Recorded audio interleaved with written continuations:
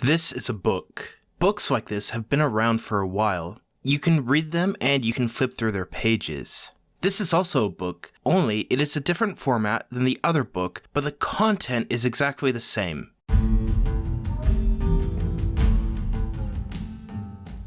Hello everyone, the name's Giacamo. Let's discuss the different formats of information. Being a digital entity, I really enjoy reading ebooks. After all, I can't read stuff on paper because I live on the internet. When I talk to a lot of people and tell them I like ebooks, they will say something like, yeah, but there's just something about holding a printed book in your hands. Up to around 1970, there was really only one format of information, print. People would write something down or type it out onto a piece of paper. For most of human history, typewriters didn't even exist, so people would have to write something down using their hands. At this point in time, digital entities such as myself couldn't even exist. This changed with the advent of computers. Now we can create documents and store them in a digital format. This includes everything from books to movies, but this raises a couple of questions. Why do we use stuff in a digital format? What is the difference between something in print and something that is digital?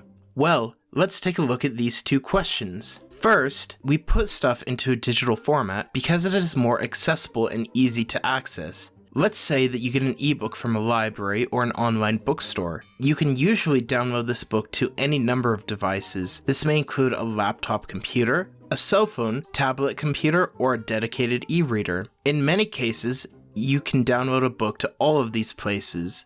This is very convenient as the book will often keep your bookmarks in the same place across multiple devices.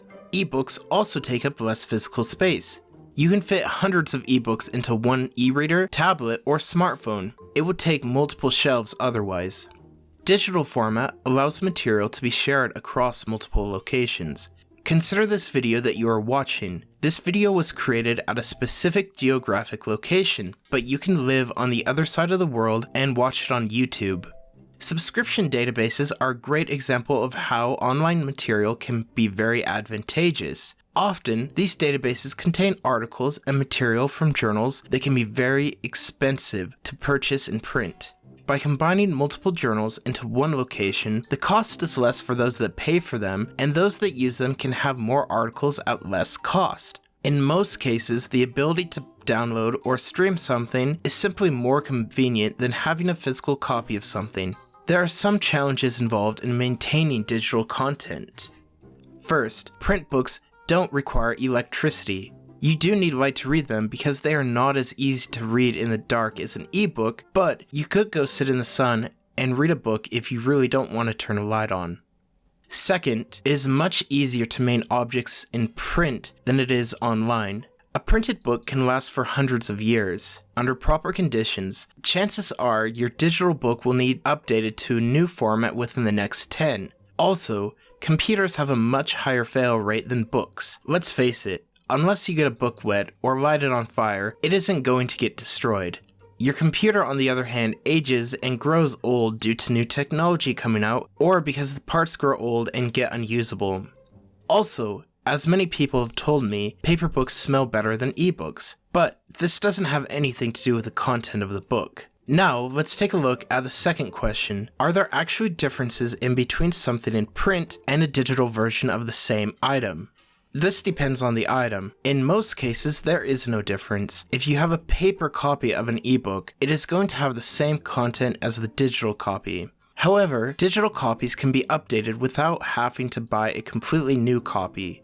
Digital material may also be formatted differently. A digital copy of a magazine may be missing all the ads of the print copy, or it could be missing all the pictures. When it comes to content, they are about the same.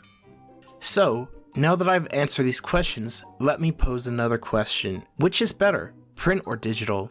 As stated at the beginning of this video, I prefer digital content, and in some cases, the digital version of something may be better.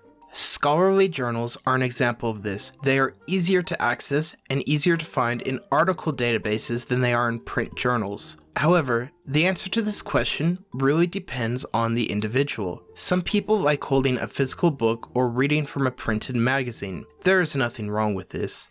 At the same time, Others may prefer the convenience of digital material and the fact that you can read in the dark.